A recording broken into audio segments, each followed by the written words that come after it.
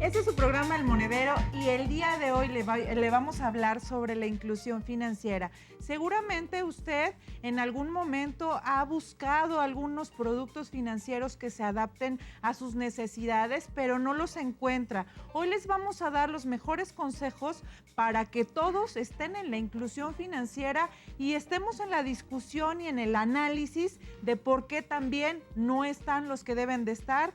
Y bueno, pues también tenemos algunas secciones de su preferencia, como es La Mirada Crítica de Román Sánchez. Y también tenemos la sección de Diccionario de Economía y Finanzas de la A a la Z. Comenzamos, no le cambien.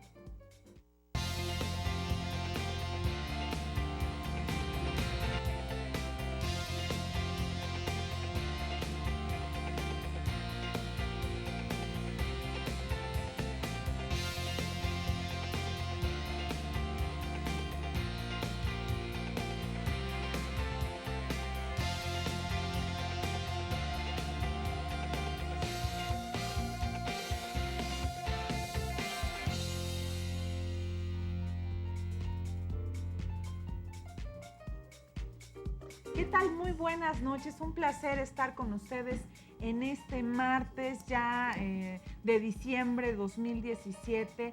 Y bueno, vamos a analizar un tema muy importante para usted, pero sobre todo para su monedero, que es la inclusión financiera.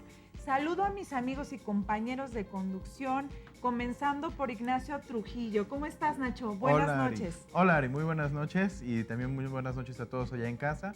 Esperamos que tengamos un excelente programa el día de hoy. Un tema súper interesante para todos, la inclusión financiera. Gracias, Nacho. Román Sánchez.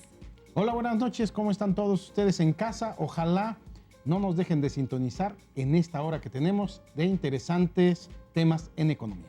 Muchas gracias. Jorge Durán, ¿cómo Ari, estás? Muy bien, buenas noches. Aquí ya terminando casi el año, Ari. Ya Sí, se nos ya, terminó, se nos ya. fue así rapidísimo. Se nos fue muy rápido y bueno, por eso vamos a tocar un tema interesante que es la inclusión financiera, así que síganos a través de las redes sociales, pueden seguirnos en El Monedero, en Facebook y también pueden llamarnos a los teléfonos que aparecen en pantalla, dejarnos sus comentarios y también sus preguntas. Comenzamos con los temas más importantes de la semana para que usted mañana que se levante tome las mejores decisiones de manera oportuna y por supuesto con el análisis crítico de mis compañeros. Y vamos a comenzar con estos temas coyunturales, Román. Fíjate que hoy se analizó una nota que salió en El Financiero. Específicamente lo titularon El peso achica los centros comerciales. Estrictamente ya algunos centros comerciales están cobrando precisamente esos arrendamientos en dólares.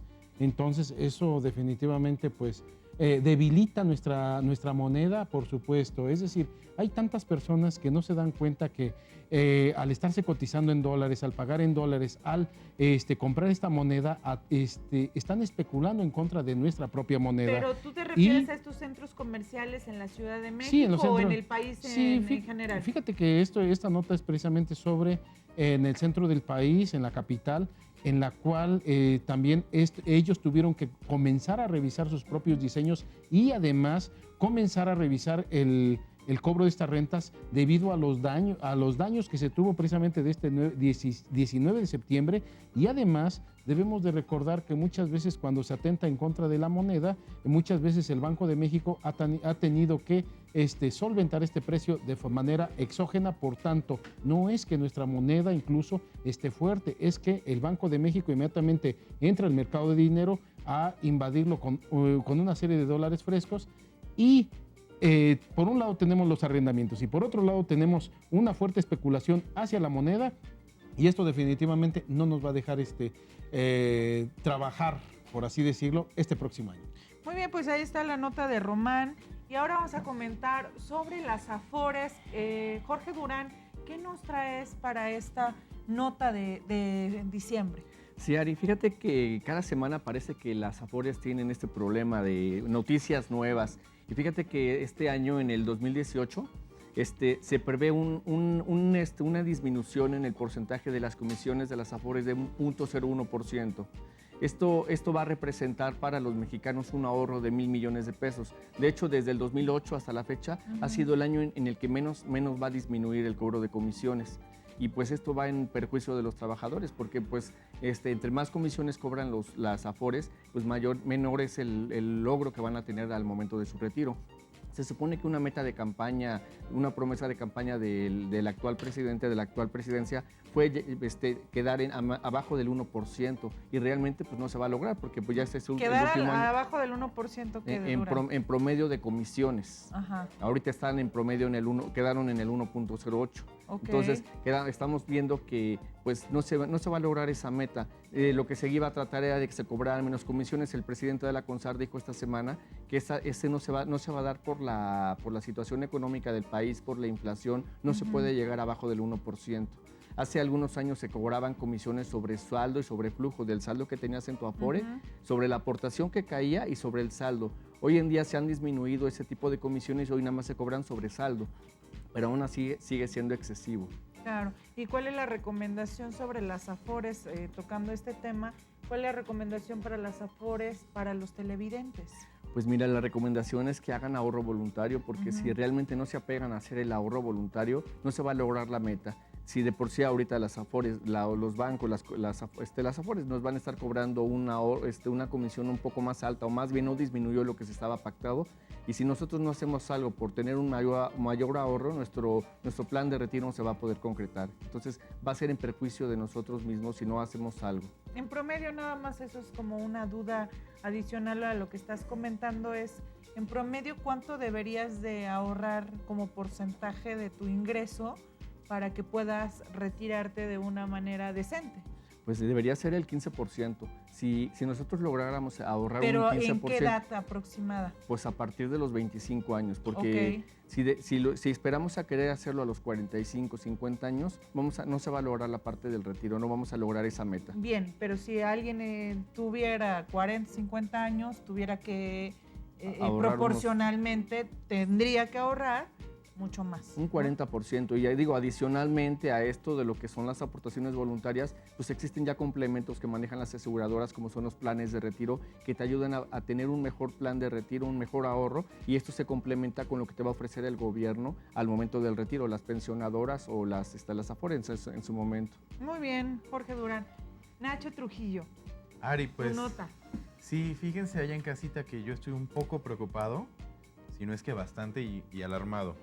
Resulta que la semana pasada se aprobó en Estados Unidos, de parte de la Comisión Federal de Comunicaciones, que se derogara la ley... ¿En Estados Unidos? En Estados Unidos, Ajá. que se derogara la ley respecto a la neutralidad en el Internet. Y allá en casita quizá este concepto no les parezca demasiado familiar. Neutralidad en Internet significa este precepto por el cual toda la información en Internet se trabaja igual. La información que yo utilizo cuando reviso mi correo electrónico, o cuando veo una película por Internet, o cuando estoy leyendo el periódico, ¿sí? Entonces, el precepto dice que toda la información, independientemente de quién sea el que le esté revisando, se maneje por igual. El gobierno tiene la misma prioridad que nosotros para el uso del Internet. Cada persona tiene la misma prioridad que un banco, que un hospital, que cualquier institución. Todos tenemos el mismo tipo de acceso. Entonces, es como si estuviéramos circulando por una autopista y todos vamos precisamente por la autopista, la de cuota. Entonces, este precepto o estas leyes que fueron ya canceladas, que se habían aprobado durante la administración de Obama, lo que va a hacer es que ahora a todas las personas que no paguen por un trato preferencial en Internet, se nos mande por la libre. Y entonces solo aquellas personas que le paguen a sus compañías de telecomunicaciones un poco más van a tener un muy buen servicio de Internet. Y las que no lo paguen van a tener pues servicio más lento, menos acceso a recursos, quizá en algún punto inclusive van a tener prohibición de acceso a ciertos contenidos. Lo cual hasta cierto punto es problemático, Claro. porque el gobierno empieza a tener una mayor cantidad de control respecto a lo que se puede acceder y no en Internet, y esto limita muchísimo, sobre todo plataformas como YouTube, que presentan canales, que presentan noticiarios, que presentan flujo de información que no está controlada. Si de pronto el gobierno empieza a tener injerencia respecto a qué es fácil de acceder y qué no, es un golpe muy duro respecto a la libertad de expresión. Y yo sé que es en Estados Unidos, pero la gran mayoría de los servidores, la gran mayoría de las páginas de internet están hospedadas por allá. Entonces, también a nosotros en México y en el resto del mundo nos afecta. Esta medida parece va a ser de retroceso, implementación ¿no? paulatina, pero dentro de poco vamos a empezar a experimentar cada vez mayor dificultad de acceso a ciertos recursos en internet. Y la pregunta sería, ¿realmente, como dices, eso es avanzar en cuanto al desarrollo para la humanidad, o verdaderamente estaremos dando pasos atrás y estaremos perjudicando al mayor beneficio solamente porque algunas empresas y gobiernos puedan sacar un mayor provecho económico? Sí, pues es que la verdad lo que comentas, ¿no? Estamos en un sistema capitalista donde lo que predomina son las grandes compañías que están acaparando todo, y no es la excepción, porque hay un dominio importante en el caso del internet, ¿no? Entonces ahí está el control ahora de las naciones y de los capitales por el lado del internet. Entonces, indudablemente necesitaban hacer algo para controlarlo, ¿no, Román? Fíjate que en este libro precisamente de Vigilancia Líquida de Bauman, él señala que por qué ya no se puede dar precisamente una primavera árabe, porque precisamente las compañías, así como los gobiernos, comenzaron a controlar contenidos. Por tanto, ante ciertas palabras, ante ciertas manifestaciones, los propios gobiernos lo encapsulan, las compañías también lo hacen, y entonces ese mensaje que antes lanzabas vía Twitter hacia el mundo, ahora si tiene ciertas palabras se encapsula automáticamente, e incluso tus propios seguidores en Twitter o en Facebook ya ni siquiera lo pueden ver. Y esto no es nuevo, esto ya tiene una serie de años, y por tanto es muy importante lo que comenta Nacho con respecto a otro tipo de contenidos, y sobre todo porque son empresas particulares y estos mismos le están apostando a tener esa ganancia, sobre todo en el dominio desde el punto de vista gubernamental y desde el punto de vista privado, obtener precisamente recursos por ese tipo de cosas. Por eso es que una primavera árabe, según Bauman, ya no es posible. Bueno, pues así están las cosas, así que tome usted nota de estos análisis importantes, porque obviamente va a haber una transformación. Pues vamos a ir al consejo que la producción nos tiene preparado y regresamos.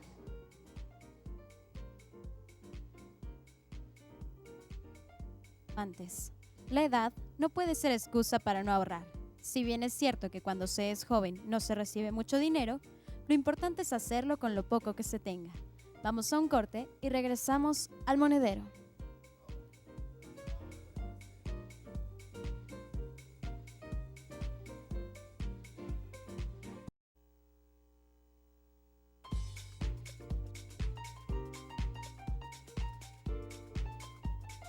Necesidades y deseos.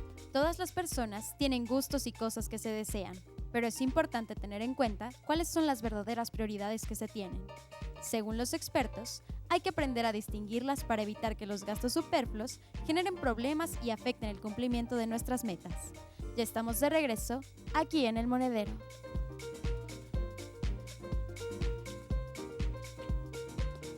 Regresamos a hablar sobre inclusión financiera aquí en su programa El Monedero, así que síganos a través de las redes sociales en El Monedero, y también pueden llamarnos a los teléfonos que aparecen en pantalla.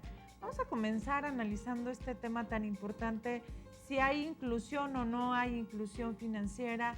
Pues obviamente es un tema de discusión, de análisis, porque obviamente tenemos puntos distintos de vista. Sin embargo, la inclusión la podríamos definir como estar dentro de un sistema financiero en el cual nosotros podemos accesar a servicios, productos y, por supuesto, instrumentos financieros que se adapten a nuestras necesidades, aunque hay productos y servicios que, aunque nosotros podamos accesar o acceder, no necesariamente se están adaptando a lo que nosotros deseamos o queremos. En el mundo, obviamente, los países más desarrollados tienen mayor inclusión financiera que los países menos desarrollados, y México no es la excepción. En México tenemos muy poca inclusión financiera, incluso a veces en algunos productos de tarjetas de crédito o de débito, tenemos hasta un porcentaje menor a la mitad. Así que los expertos, los especialistas y mis compañeros de conducción, vamos a analizar este importante tema. Comenzamos contigo, Román. Fíjate que la cuestión de la inclusión financiera, muchas veces se pensaba que las clases más bajas, las personas que tienen más ingresos más modestos, precisamente no tenían acceso a estas. Entonces, en un estudio que se hizo en los 80s en la UNAM, se analizaba precisamente el sistema de las tandas, ¿sí? Las personas precisamente sí ahorraban, las personas tenían todo esto, teniendo en cuenta, ¿qué es una tanda? Simplemente se reparten números, todos los asociados dan una cantidad y estos mismos se van repartiendo, no hay una ganancia, prácticamente la ganancia es solamente el poseer dinero en el tiempo más corto. Entonces, este mismo estudio fue aprovechado por muchas empresas precisamente para poder hacer, digamos, instrumentos financieros más baratos, pero cuando ¿sí? tú accedías ya a un crédito, estos mismos se elevaban demasiado. Es un problema que se ha tenido desde los años 80 hasta la fecha. Sí, porque obviamente hay que aclarar, ¿no? O sea, no es lo mismo que tú puedas tener acceso al crédito, al ahorro de forma o de manera informal a una institución. O sea, inclusión financiera estaríamos hablando de instituciones formales, no informales. O sea, una tanda, como tú lo acabas de decir, es algo informal que regularmente se hace para acceder a una cierta proyección o ya sea crédito o ahorro. Los que van al principio sería un crédito, los que van al final pudiese ser como un ahorro, ¿no? Nacho. Sí, mira, yo creo que no hay medida más clara respecto a la inclusión, o en nuestro caso aquí en México, la no inclusión financiera, que justamente la posibilidad que tienen las personas de acceder a servicios bancarios. Y el más básico de los servicios bancarios, a mi parecer, es una cuenta de ahorro. Resulta que en México hay una cantidad importantísima de personas que no cuentan ni siquiera con una cuenta de ahorro bancaria. Y esto podemos rastrear la razón a muchas distintas fuentes. Podemos pensar, número uno, quizá una cuestión geográfica, que no necesariamente las instituciones financieras se ubican en todos los lados donde puedan ser necesitadas, ¿no? Un ejemplo claro sería aquí en Puebla, que no todas las comunidades tienen un banco. Si tú te vas a la Sierra de Puebla, inclusive hay muchas veces en donde ni siquiera las cabeceras cuentan con una institución financiera. Entonces, una primera razón de discriminación... La accesibilidad. Sería la accesibilidad física, ¿no? Que en un espacio... Geográfica. Que en un espacio en donde hay gente que necesita esta formalidad de servicios financieros, no cuentan con ello. Y hay muchas implicaciones de esto. Por ejemplo, el no contar con una cuenta de banco significa que la gente, pues, carece de una estructura para su ahorro, como decían hace un momento, ¿no? El tener la cuenta de banco te permite, de cierta manera, tener un mayor control respecto al dinero que tienes y el dinero que gastas. Y lo podemos seguir hasta cosas como el recibir transferencias, por ejemplo. Si yo tengo un negocio, claramente al no contar con una cuenta de banco, pues no voy a ser capaz de hacer cobros con tarjeta. Sí, claro, porque eso, por supuesto que te reduce, ¿no? Y eso limita muchísimo la cantidad de personas con las que puedo hacer comercio. O inclusive que yo tenga parientes en el extranjero y que me manden dinero. Si yo no cuento con una cuenta en el banco, pues desafortunadamente voy a tener una cantidad muy limitada de servicios con los cuales mis familiares me pueden hacer llegar el dinero. Entonces, sin lugar a dudas que una medida importantísima respecto a la inclusión financiera es empezar a preguntarnos qué tanto la gente verdaderamente puede llegar a un banco y abrir una cuenta de ahorro. Yo siento, Ari, que gran parte de el que no tengamos acceso a la inclusión financiera es que no tenemos educación financiera. Y esto va desde las políticas de gobierno que no se han dado desde lo que es la educación superior. Desde ahí tendríamos que comenzar a dar clases de educación financiera desde los niños. y después la otra parte con nosotros, porque nosotros también muchas veces tenemos desconfianza de los bancos, la gente tiene desconfianza en las poblaciones, no conocen bien cómo funcionan los bancos, llegan muchas microfinancieras, hacen cosas sí, y la desconfianza se da por el desconocimiento. El desconocimiento, pero eso parte desde la educación financiera, porque no la tenemos. Ahora también tampoco existe acceso a las tecnologías, la gente no tiene acceso a la computadora, a la banca en línea. A lo mejor, digamos, en una población, pues no tienen un cajero, no tienen un banco, pero si tuvieran banca en línea, desde ahí podrían hacer. Pero como no existe acceso a la información, lo que es el internet, lo que estábamos hablando hace un rato, pues no toda la gente tiene acceso. Entonces, pues eso va mermando esta parte de la inclusión financiera, y es por eso que, pues en muchas partes, por ejemplo, Chiapas, en muy pocos lugares tienen internet, pues menos van a tener este acceso, no tienen, bueno, de lo que es la inclusión financiera, los bancos, solamente el 56% de la población tiene acceso a lo que es la inclusión financiera, y hablamos que la otra parte de la población, solamente los que sí tienen, solamente tienen un punto de acceso, ya sea un cajero o una sucursal, por ejemplo, en alguna de las poblaciones. Y algo que te podría complementar tu idea es el caso de, aunque tengas el área geográfica que esté muy cerca, aunque tú sepas que lo que debe de ser así es ir a depositar en una institución financiera, pero no tienes la cultura, o sea que ya es una costumbre que puede hacerse familiar, el hecho de guardar bajo el colchón, sí, y lo tienes ahí guardado y entonces no utilizas ningún producto financiero porque tú tienes todo en efectivo y no puedes acceder a ningún crédito. Aquí hay algo importante que yo les quiero mencionar a nuestros televidentes, es que a veces nosotros pensamos que el crédito es malo, sin embargo el crédito, obviamente para el consumo, para algunas cosas en específico, nos puede dañar nuestros bolsillos, nuestro monedero, pero en el caso de que el crédito sea para la inversión, como lo hemos manejado en otros momentos, ese pues obviamente nos va a apoyar a nuestras finanzas personales, pero también a nuestras finanzas familiares. La inclusión financiera necesita tener un historial también de las personas. Si nosotros guardamos el dinero bajo el colchón por el tema de la cultura y no lo metemos a una institución bancaria, difícilmente nosotros vamos a acceder a un crédito.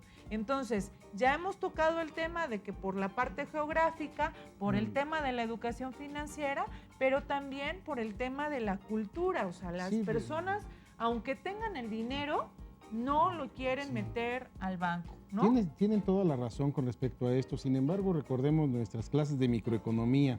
El ingreso es igual al consumo más el ahorro. Entonces, ¿pero qué pasa cuando una persona tiene de ingreso 10 unidades y tiene que gastar 6 pesos? No es lo mismo, y entonces está gastando el 60% de su ingreso solamente en consumo inmediato, es decir, en alimento, en renta y todo esto, ¿sí? Teóricamente quedarían 4 pesos para otras cosas. Sin embargo, estamos hablando solamente de alimentos. ¿Qué pasa con una persona que tiene 100 pesos de ingreso y también consume 6 pesos? Estamos hablando del 6%. Entonces, sí existen posibilidades. ¿Cuál es el problema? Estas personas que gastan 10 unidades, por desgracia tenemos 60 millones. Y estas personas que ganan 100 pesos, por desgracia solamente es un porcentaje menor. Es decir, sí vaya, yo estoy seguro que los bancos estarían gustosos en darnos tarjetas de crédito a todos, pero ¿cuántos en realidad, digamos, pudiéramos no nada más usarlas, sino poder pagar esos posibles ingresos que en un momento dado la gente se emociona, simplemente gasta, pero no es su dinero, es simplemente es un préstamo que está obteniendo. Y si en un momento dado es un préstamo con una tasa de interés, pues definitivamente está perdida. Pero si en un momento dado tiene esa educación financiera para comprar incluso meses sin intereses y deja que la institución absorba sus intereses, quizá pudiera, digamos, ser aprovechada. Pero repito, las cuestiones de los ingresos pues están ahogando a 60 millones de pesos. Y con eso volvemos al tema de la cultura y la educación, porque no tiene nada de malo que todas las personas, independientemente de su nivel de ingreso, tuvieran acceso a un crédito. ¿Qué pasa? La persona que, como dices, tiene un ingreso de 10 unidades, va a pedir un crédito más pequeñito que la persona que tiene un ingreso de 100. Eso es una realidad. Aquí el punto es o sea, el servicio tiene que estar accesible para todos, para cualquiera que sea la dimensión de sus necesidades. Y el problema medular es, ¿para qué lo vas a utilizar? Si como Desgraciadamente, dice Ari, lo utilizamos para cuestiones que no sean útiles, no en un corto plazo o no desde una perspectiva consumista, sino pensando en que pues todo mundo puede buscar tener un hogar, todo el mundo podría buscar ese hogar que tiene, mejorarlo. Entonces el crédito o esta clase de servicios pudieran serle útiles a la población para buscar una mayor equidad entre todas Claro, las y personas. además Tienen razón. puedes sin acceder embargo, a otros sí, servicios. sin embargo, acuérdense que, digamos, las cuestiones de créditos, créditos para bienes inmediatos, estos están precisamente en un 70%, 65%, pero bienes a largo plazo son precisamente reducidos. Es decir, la gente, ¿para qué está ocupando los instrumentos financieros? Para completar para la quincena. Entonces, este tipo de situaciones muchas veces no es que no ahorre porque yo esté mal educado, sino porque a veces no le alcanza a la persona. Sí, digo, bueno, hablando del ahorro, del crédito, pero en realidad la inclusión financiera es estar dentro del sistema, Sí. aunque no necesariamente estés ahorrando y aunque no necesariamente estés gastando. Pero más adelante lo vamos a ir analizando, no sin antes vamos a ir a escuchar el consejo que la producción nos tiene preparado. Metas de ahorro. Para poder cumplir los deseos, es importante averiguar qué cantidad de dinero se requiere. Una vez hecho esto, fijar una fecha para llegar al propósito ayuda a volverse estricto con el control del dinero. Vamos a una pausa y regresamos al monedero.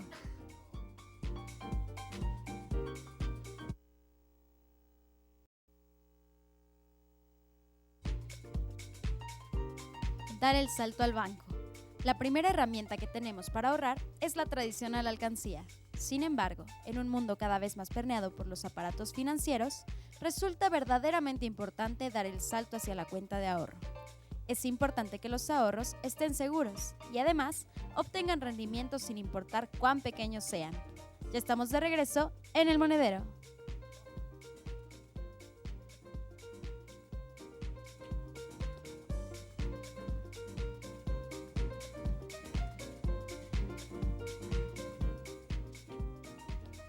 Regresamos al monedero y estamos hablando de inclusión financiera, así que síganos a través de las redes sociales y también llámenos a los teléfonos que aparecen en pantalla. Bueno, pues seguimos comentando este tema de interés para todos. Jorge Durán, ¿tenías algo que comentar? Sí, fíjate que hace un momento hablaban ellos de la parte del crédito y qué tan importante es el crédito, que nosotros tengamos más bien educación financiera. Hoy en día los bancos te ofrecen muchas tarjetas de crédito. Yo no sé si no existe un área de selección de riesgo de los bancos de cuánto te puedes endeudar, porque por un lado te llega una tarjeta, te llega otra tarjeta, y llega un momento que tienes tantas tarjetas y te sobreendeudas. Sí, que puedes estar al 1000% endeudado Sí. de tus ingresos comparado con lo que debes. Exactamente, se supone que Ajá. ellos deberían saber cuánto es tu capacidad de pago y en base a eso dar el monto de crédito, pero no te dan por todos lados. Entonces es lo que muchas veces la gente cae en un endeudamiento, pierden su historial crediticio bueno, entonces caes en problemas con tu deuda. Ujú. Y por otro lado, también parte de lo que mucha de la gente no puede incluirse en la inclusión financiera es la parte de la informalidad. Y muchísima gente vive Por fuera supuesto. de lo que es este sistema bancario.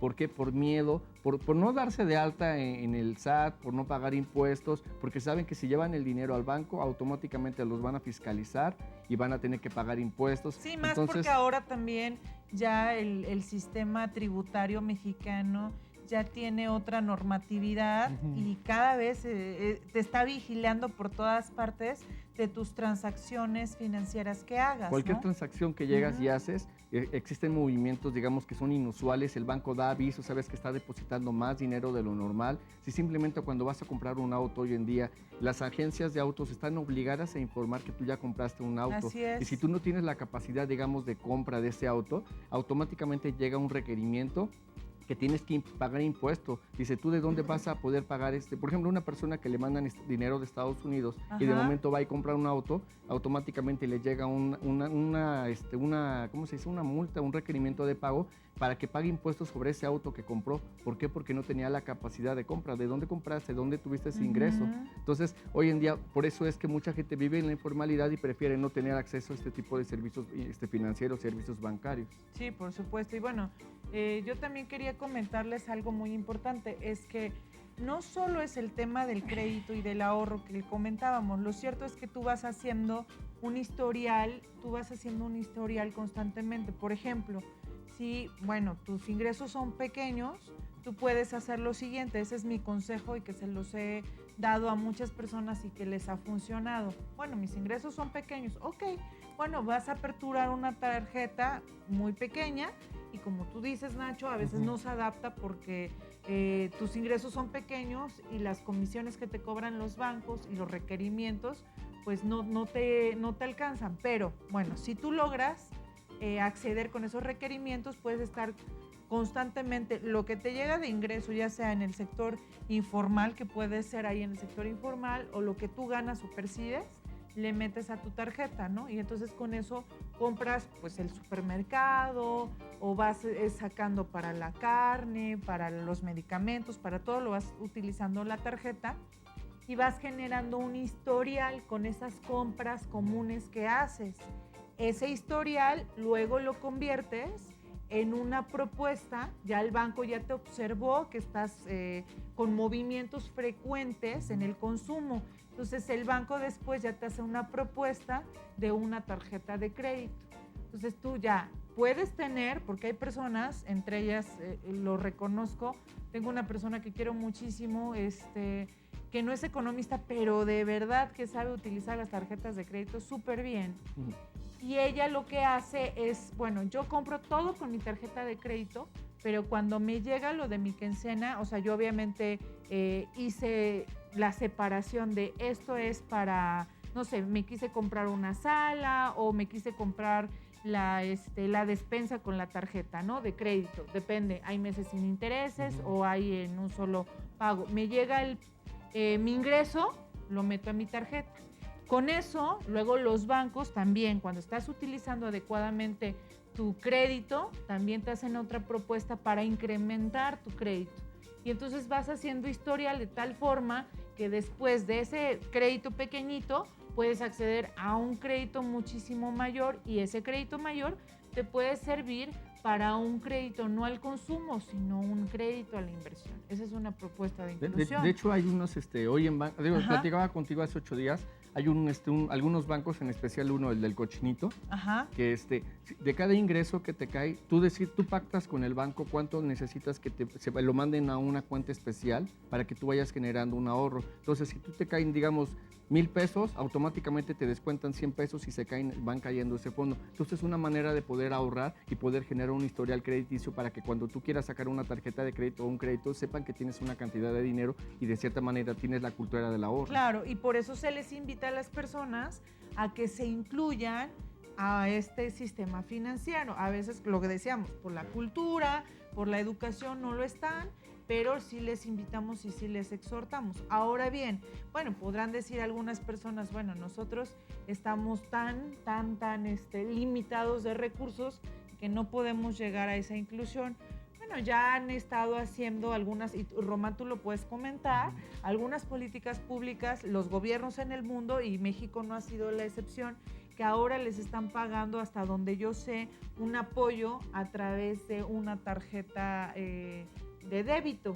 Y eso les ayuda a las personas a hacer también historial. Sí, además, bueno, este tipo de ingresos, muchas veces el gobierno pues toma este tipo de medidas. Ya hay una serie de propuestas precisamente con una serie de personas que quieren ser presidentes, que a todos les van a dar dinero. ¿Y para qué sirve esto? Precisamente es para hacer llegar hasta abajo ciertos flujos de dinero que van a permitir precisamente que la economía se comience a dinamizar.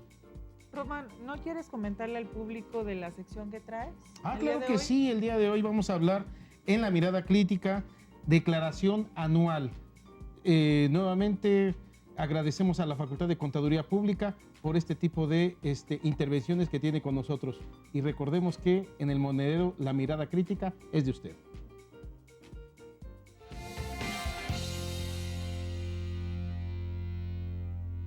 Hola, buenas noches a todos en el monedero. Nuevamente agradecemos a la Facultad de Contaduría Pública la oportunidad que nos brinda el día de hoy. Tenemos a José Carlos Vélez González, maestro en contribuciones.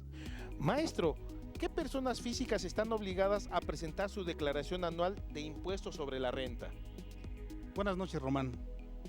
Las personas físicas que están obligadas a presentar la declaración anual 2017 a más tardar en el mes de abril del 2018 son aquellas que tienen ingresos por la prestación de un servicio personal subordinado, por los ingresos por actividades empresariales, ingresos por el uso o goce temporal de bienes inmuebles, enajenación de bienes, intereses, otros ingresos, dividendos. Ahora bien, todos ellos tienen la obligación de presentar su declaración del ejercicio. ¿Por qué es muy importante? Porque estas personas físicas deben hacer su planeación en este momento, ya que estamos a punto de cerrar el año 2017 y tienen la oportunidad de aplicar deducciones personales que nos marca el artículo 151 de la Ley del Impuesto sobre la Renta. Por lo tanto, aún se puede hacer una pequeña planeación y algunos pudieran obtener el beneficio de obtener la devolución del impuesto sobre la renta. Por lo tanto, es necesario darles este consejo. Presenten en tiempo para que la autoridad en su momento les regrese el dinero en un corto plazo. Maestro, ¿qué beneficios tiene un trabajador si aplica deducciones personales en su declaración anual? Sí, Román, mira, es bien importante que en el capítulo 1 de la Ley del Impuesto sobre la Renta, en su título 4 de las personas físicas, está señalando que los ingresos por la prestación de un servicio personal subordinado, estas personas todos pueden presentar su declaración anual, aun cuando muchas veces, la mayor parte de las veces, lo hace el patrón. ¿Por qué es muy importante? Porque si ellos hacen una deducción personal, como son una de las principales gastos médicos, dentales, y actualmente se permite gastos de un psicólogo, de un nutriólogo, o bien gastos hospitalarios, estos disminuyen la base de cálculo del impuesto sobre la renta. Como todos los cálculos que hace el patrón de estos trabajadores es correcto, al aplicar una deducción personal se disminuye la base, y al disminuirse la base nos va a generar un saldo a favor. Sin duda que esto es muy interesante para todas las personas. Sin embargo, ¿cuándo no presenta declaración anual una persona física? La Ley del Impuesto sobre la Renta señala casos específicos en donde un contribuyente no va a presentar su declaración anual. Y si, por ejemplo, los ingresos por la prestación de un servicio personal subordinado, un trabajador no tiene deducciones personales, sería que no presente su declaración anual. Pero si este trabajador obtiene ingresos de menos de 400,000 pesos, si no tiene dos patrones simultáneamente y en su conjunto no rebasan de 400,000, no tendrá que presentar la declaración del ejercicio. Pero si hay que hacer un cálculo previo para saber si le conviene o no presentarlo, porque esta es una opción. Por lo tanto, si tiene deducciones personales, igualmente pudiera generar un saldo a favor y le beneficiaría porque se lo devuelve a la brevedad la autoridad. Maestro José Carlos, muchas gracias a todos en el monedero.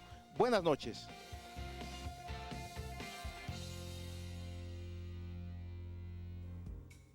Muy bien, Román, pues seguimos comentando la inclusión financiera. Nacho, ¿tenías algo que decir al respecto sobre estos productos y servicios? Así es, Ari. Ahorita estuvimos platicando mucho al respecto de las cuentas de ahorro. Y ahí en casita lo que me gustaría compartirles es que esto solamente es el primer paso para realmente estar incluido en un sistema financiero. Pero no es la única forma en la que vamos a estar considerados dentro de los servicios que las instituciones nos pueden ofrecer. Una parte muy importante tiene que ver no solamente con el ahorro, sino también con las inversiones que estábamos platicando en el corte. O, un paso intermedio, hablar de seguros. El hecho de que las cosas que ya pudimos comprar, las cosas que ya tenemos allá en casita, después podamos adquirir algún producto como el seguro, ¿no? Y entonces asegurar nuestro coche o asegurar nuestra casa, que es algo de lo que ya hemos estado platicando desde programas anteriores. Así es, Nacho. Pues vamos a seguir comentando de los otros productos que también están en la inclusión financiera. Vamos a ir a escuchar el consejo que la producción nos tiene preparado y regresamos. Uso del crédito. La experiencia ha mostrado que la mayoría de las personas que piden un crédito, por lo general tienen problemas para responder por el compromiso adquirido con las entidades financieras. Es importante conocer para qué sirven y cómo se deben utilizar, incluso desde la infancia, creando un sentido de educación financiera que evitará futuros problemas financieros.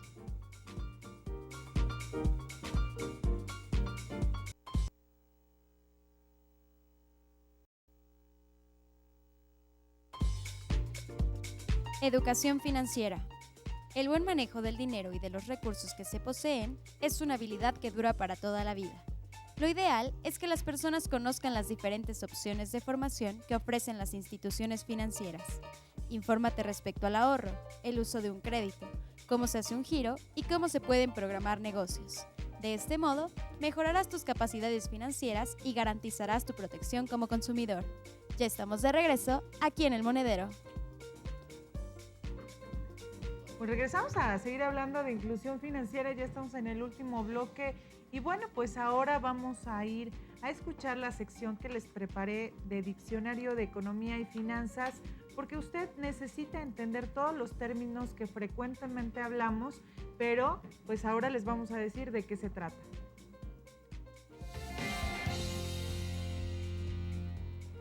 Hola, ¿qué tal? Es un gusto estar con ustedes nuevamente en una emisión más de Diccionario de Economía y Finanzas de la A a la Z. En esta ocasión les voy a hablar sobre las teorías del comportamiento o también llamadas teorías conductuales. Estas son teorías que analizan cómo el individuo no se comporta como antes lo estudiábamos en la economía clásica, de manera racional. El individuo se comporta de acuerdo a cómo es su circunstancia o su situación. Por ejemplo, esto se estudia a través de diferentes teorías que la acompañan, como son análisis psicológicos, psiquiátricos, neuroeconomía, la neurociencia y también de cómo se desarrolla ante ciertas circunstancias en una sociedad. Entonces, las compras que nosotros realizamos de manera cotidiana o en diferentes momentos que se nos presentan, no necesariamente son las compras racionales que deberíamos de hacer. Entonces, la teoría del comportamiento va a analizar por qué usted está comprando lo que supuestamente no debería de comprar. Quizá le está comprando a su familiar, a su amiga, porque pues le tiene que ayudar, pero esto es más caro. Y si es más caro, no debería de estar usted comprándolo y no es racional. La teoría del comportamiento estudia todas estas decisiones económicas que impactan directamente su monedero. Interesante, ¿no creen? Ahora vamos a analizar las finanzas conductuales, que es una parte de la teoría del comportamiento que va a estudiar las finanzas de los individuos, la conducta en la cual los consumidores a nivel local, es decir, los individuos o las empresas, están tomando sus decisiones. Y esto le vamos a llamar finanzas conductuales o también llamadas microeconomía o microconducta. Por otra parte, cómo se comportan los mercados y cómo los inversionistas toman sus decisiones, a eso le vamos a llamar la macroconducta. Esto de las finanzas conductuales también va a impactar directamente en su bolsillo, en su monedero. Y bueno, pues para cerrar este bloque, esta sección, vamos a tomar en cuenta la teoría de la contabilidad que Richard Thaler fue galardonado con el premio máximo de la Academia, el Premio Nobel. ¿Y por qué estudió precisamente este tema de la conducta de los individuos? Es porque el individuo es capaz de analizar, guardar esa información y posteriormente tomar decisiones adecuadas para él, no necesariamente para la sociedad, pero somos las circunstancias y entonces tomamos decisiones económicas o financieras de acuerdo a nuestros beneficios. El individuo va a contabilizar cada uno de sus actos, cada una de sus acciones para posteriormente tomar las decisiones más adecuadas también para su bolsillo y su monedero. Eso es todo por hoy aquí en su sección de Economía y Finanzas, Diccionario de Economía y Finanzas de la A a la Z. Nos vemos.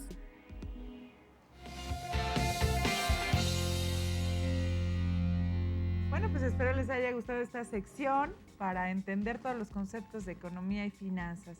Regresamos ya a las conclusiones de lo que es la inclusión financiera y como bien lo decía Nacho, hay muchos productos que no solo son crédito y ahorros, sino otros más, como es el tema de las afores, las pensiones, los seguros, etcétera. Jorge Durán. Sí, Ari, fíjate que las afores contribuyen gran parte a lo que es la inclusión financiera. Esto es a través de las afores. Nosotros cuando somos trabajadores estamos adheridos al IMSS o al ISSSTE. Nos descuentan cierta cantidad de dinero que va a caer directamente a la Afore y también tenemos lo que es la subcuenta de aportaciones voluntarias en donde nosotros podemos hacer ahorro. Es una cuenta de Afore, es una cuenta de banco a donde nos va a estar generando un rendimiento y después ya la parte final, que es la parte de las pensiones, que también están contribuyendo gran parte a lo que es la inclusión financiera, porque nos pagan nuestro dinero en un banco. Entonces, digamos que las personas que no llegan a pensionarse o jubilarse es porque también no están en un sistema de inclusión financiera, ¿no? Viven en la informalidad. Viven en la informalidad. Para concluir, simplemente, 1, cuiden su ingreso. 2, si en un momento dado van a contratar tarjetas, cuiden sus tarjetas y sobre todo, no hagan gastos superfluos, sobre todo en esta temporada. Muy bien, Nacho. Pues exíjanle a las instituciones financieras los productos que ustedes entiendan primero y segundo, que se adapten a sus necesidades. No acepten un producto nada más porque sea el primero que se le antojó al banco, sino que sea algo que verdaderamente ayude a su monedero. Muy bien, y bueno, pues este tema da para mucho más, pero ya estamos a finales de programa y yo quiero aprovechar ya estos últimos minutos para agradecer aquí a la producción del Monedero de Puebla TV, por supuesto, a Andrés Tenorio, quien le agradezco como siempre que nos esté dirigiendo en este programa, y a todo el staff, a Omar García, a Rayo Aquino, y a todos mis amigos camarógrafos, a todos los del staff, al audio, porque hemos trabajado ya 2 años prácticamente con ustedes y ha sido un agrado. A mis amigos y compañeros de conducción, especialistas en los diferentes temas, por supuesto a mi amigo Nacho, muchas gracias, a Román Sánchez, a Jorge Durán y también a las familias poblanas por estarnos sintonizando, ya que todos los martes y en sus diferentes repeticiones estamos analizando los temas de interés para usted, pero sobre todo para su monedero, porque para nosotros cuidar sus bolsillos es lo más importante. Pues les mandamos un abrazo caluroso, felices fiestas, pásensela muy bonito y bueno, un abrazo allá en casita. A la familia, sí, un abrazo. Cuiden por amigos. favor su monedero. Muchas gracias.